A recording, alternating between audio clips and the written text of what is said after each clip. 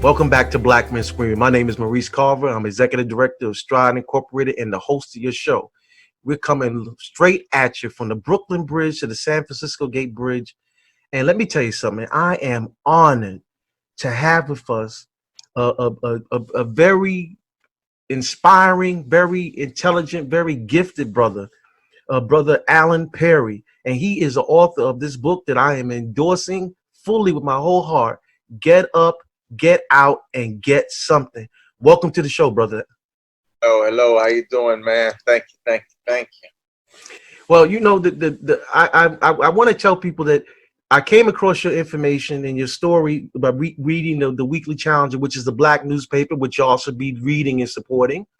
And I found your story to be inspiring, brother. It's someone that is as gifted, as talented as you, and how you made that transition, which a lot of brothers are not able to make. Let's talk a little about your life story and how you came about writing this book. Okay. Well, like you said, my name is DallyBoy. Everybody know me by DallyBoy down this way.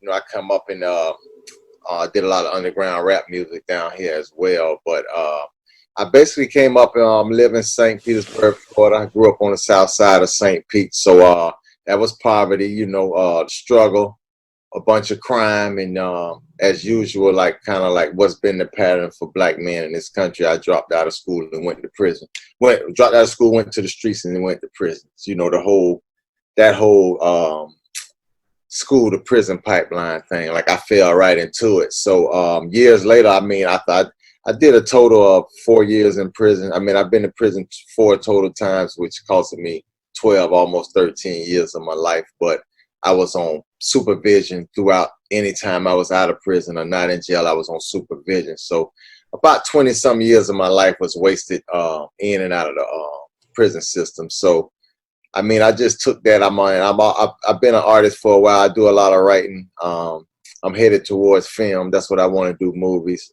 So I kind of like started writing books years ago, and recently, last year, I just was like learning so much stuff about us as black people in this country and as black men in general, and just looking at so much stuff and dealing with all my partners. Like everybody close to me is still incarcerated, you know. So it's like I just went out and wrote this book, man, and it just came to me. Like it just came to me, you know, because the book is titled "Get Up, Get Out, and Get Something," but it's subtitled "A Message to the Incarcerated Black Man," and I subtitled it that for a reason, because we are hurting and our community is hurting, and that's the result of us hurting. So we are at each other. We are at war with each other when we really need to be we need to find a way to be at peace with each other and be growing and to be competitive as a black man, you know, to be a competitive force as black men instead of just filling up the prison system, filling up the streets, and filling up the cemeteries. So,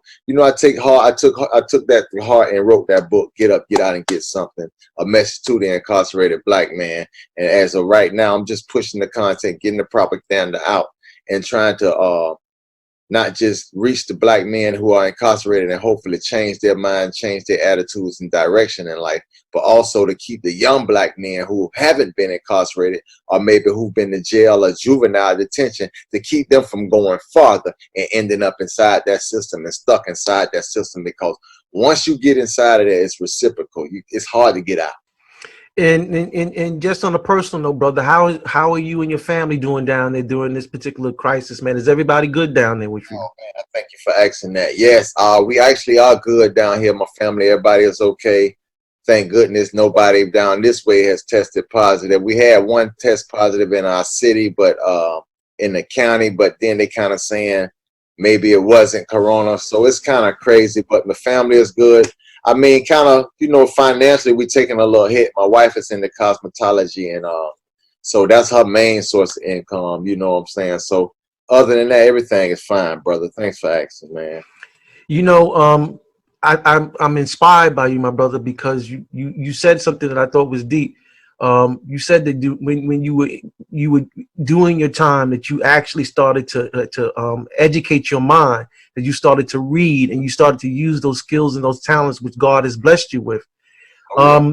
what would you tell these young brothers who are out here? Because a lot of them, when I speak to them, because I do go around and I speak, you know, I'm older than you, my brother, so they look at me like a, you know, like, nah, I ain't listening to him, man. He don't know nothing about the street, even though you can't. Let me tell you something. You can't be a black man and I know a little something about the street. We got a little street in all of us or whatever.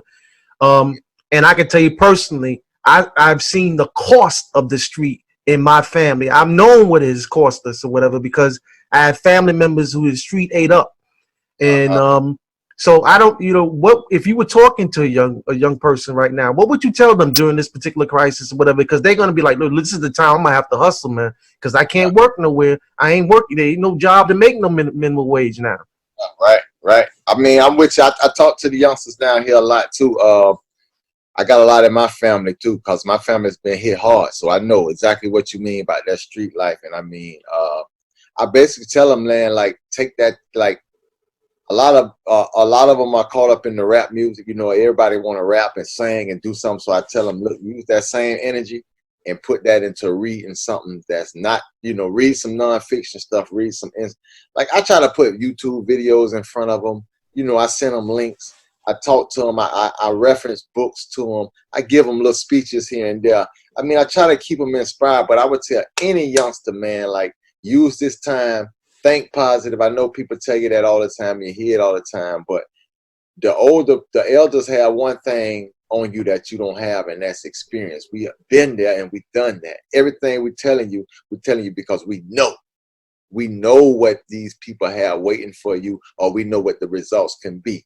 You know what I'm saying? So listen to us, man. Take the advice, take the guidance. Don't make the mistakes that people like me made by not listening to those few elders who did talk. Because for the most part, most of these elders be like, man, these youngins are wild. I don't have time for them. And they don't even understand that that attitude is what's keeping us so torn down and so distant from, you know, from our youth. We got to find a way to listen to them and hear what they trying to say. And at the same time, get them to understand this knowledge and wisdom that we have for them.